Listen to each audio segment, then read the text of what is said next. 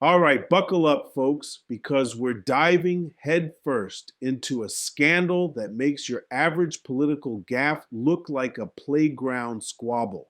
We're talking billions with a B of taxpayer dollars, a governor caught in the crosshairs, and a classic case of finger pointing that would make a toddler proud. Minnesota's Governor Tim Walz is facing a firestorm over a massive daycare fraud scheme, and his administration's response, well, let's just say it's less accountability and more blame game. Is this just a partisan attack, or are we witnessing a colossal failure of leadership? Let's hit play and find out. Meantime, the Trump administration freezing childcare payments to Minnesota as federal authorities dig deeper to root out fraud in the state. But Democratic Governor Tim Walz is hitting back, saying the president is politicizing the issue. Yeah, David Spunts joins us live from Washington, D.C. He's got the latest. David? Hi, good morning, Joey, Tommy, and Griff. A top Health and Human Services official here in D.C. says, quote, "We have turned off the money spigot and we are finding the fraud," end quote. Here's Deputy HHS Secretary Jim O'Neill. I've activated our Defend the Spend system for all ACF childcare payments across America. We're committed to holding bad actors accountable. Regardless of rank or office, anyone who's involved in perpetrating this fraud against the American people should expect to be prosecuted to the fullest extent of the law. Now, the allegations continue to pile on in the Trump administration, hitting the state of Minnesota in several ways. First, from a law enforcement perspective, you see Homeland Security investigators there on the ground in Minnesota yesterday and the day before, and they will continue probing. They're knocking doors, they're going to local businesses, they're going to these sites where we believe that there is rampant fraud, whether it be daycare centers, healthcare centers, or other organizations that take taxpayer dollars. And perhaps, guys, the catalyst for the investigation is this place exposed by a social media watchdog named Nick Shirley, who investigated. He says this place received state funding, but was not operating as an active daycare center. It was empty, and it actually had the word learning spelled wrong. The owner had to actually corrected, as you see right there, and put up the correct spelling. Governor Tim Walz responding to the overall controversy about the funding, saying this is Trump's long game. We've spent years cracking down on fraudsters. It's a serious issue, but this has been his plan all along.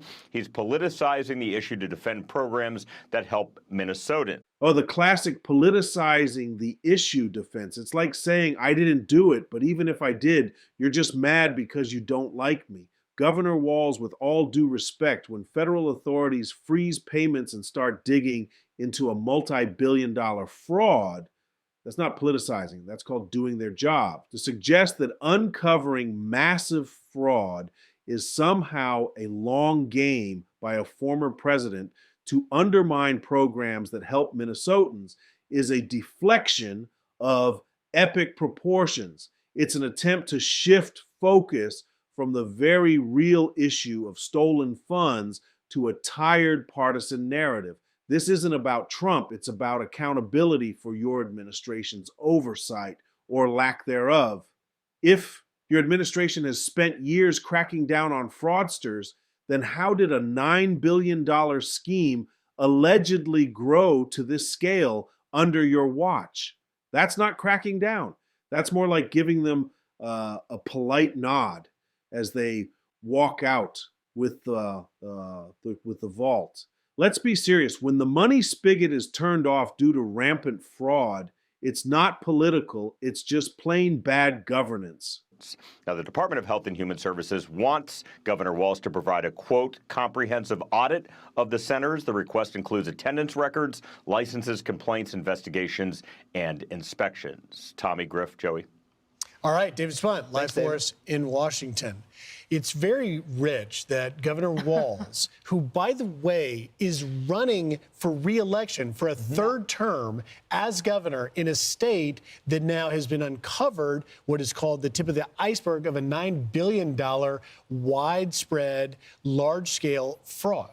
And excuse me, Griff, politicizing the issue, Yeah, it's a political issue. I think it's an issue of importance here. I think the Trump administration probably needs to not just gloss over this one. Americans are frustrated. You see it all over X with Nick Shirley's video, 100 million views. People are fired up. They want to see accountability. They want to see transparency. They also want to see people arrested. They want to see people deported. They want to see people denaturalized. They don't want more talk, more hearings, and more nothingness. They want to see something actually done this time. I hope 2026 is the year of accountability. I'm manifesting that. What really blows us out of the water for me is that Tim Walz, his response is basically, it's exactly what it was for the last 10 years while people have looked into this, which is basically, well, you're racist. You're racist if you care. You're racist if you go looking into businesses owned by Somalis.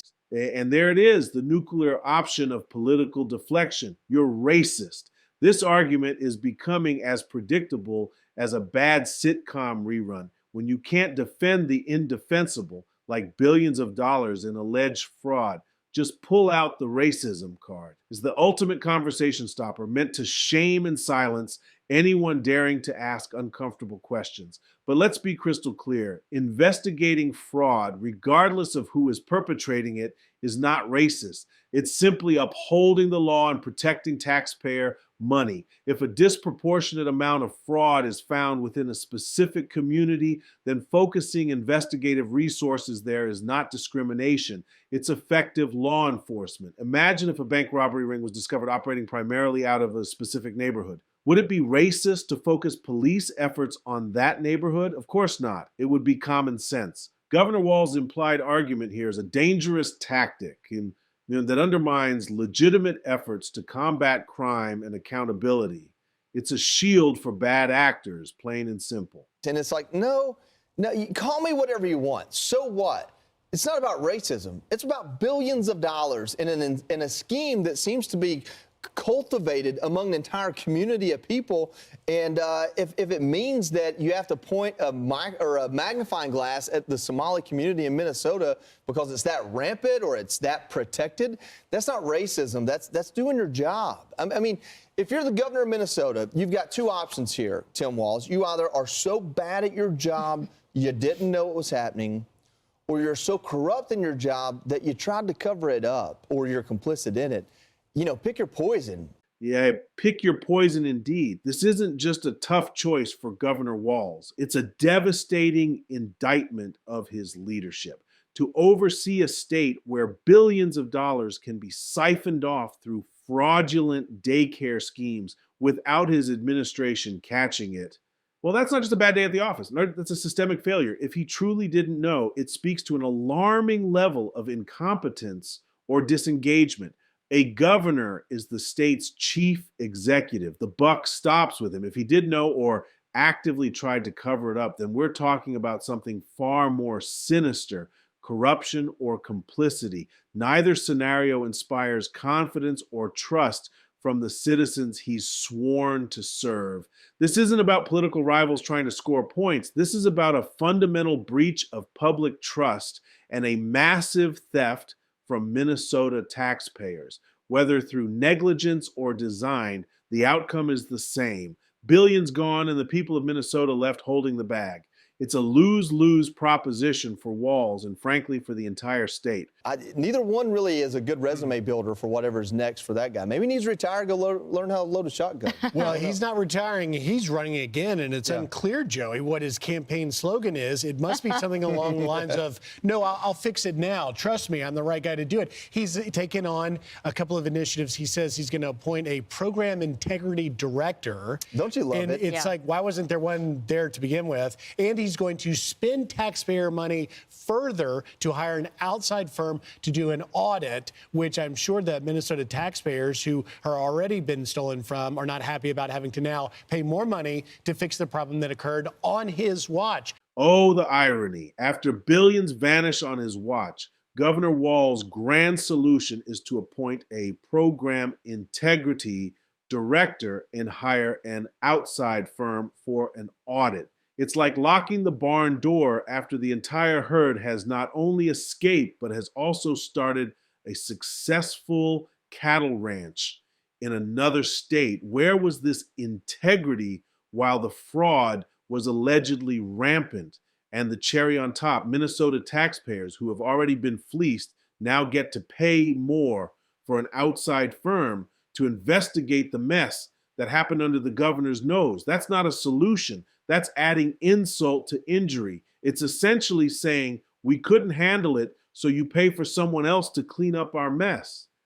This feels less like genuine accountability and more like a desperate attempt to look busy and deflect blame in an election year. A true leader would have mechanisms in place before a crisis of this magnitude. These are reactive, superficial fixes that do little to address the fundamental failures that allowed this scandal to fester for so long. But I think you have a real important point, Joey, and that is this focus on the Somalian community, because 85 of 98 people charged are of Somali descent. Yeah. Over 60 have been convicted. And so it is not a politicizing issue. It is not a racist issue to focus on where the root of any fraud problem is.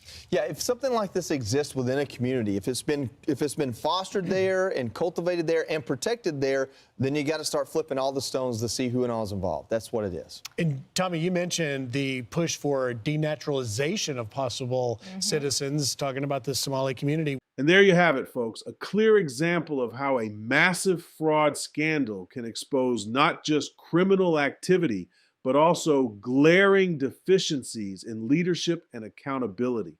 Governor Walz' responses, from blaming political opponents to pulling the racism card, feel less like genuine solutions and more like a masterclass in deflection. The people of Minnesota deserve real answers and real accountability for the billions of dollars that have allegedly been stolen. It's not about politics. It's about integrity, transparency, and ensuring that taxpayer money actually goes to help those it's intended for, not into the pockets of fraudsters. What do you think? Is Governor Walz doing enough? Let us know in the comments below. And if you want more no-nonsense takes on the issues that matter, make sure to like this video, subscribe to our channel, and hit that notification bell so you don't miss out on our next deep dive.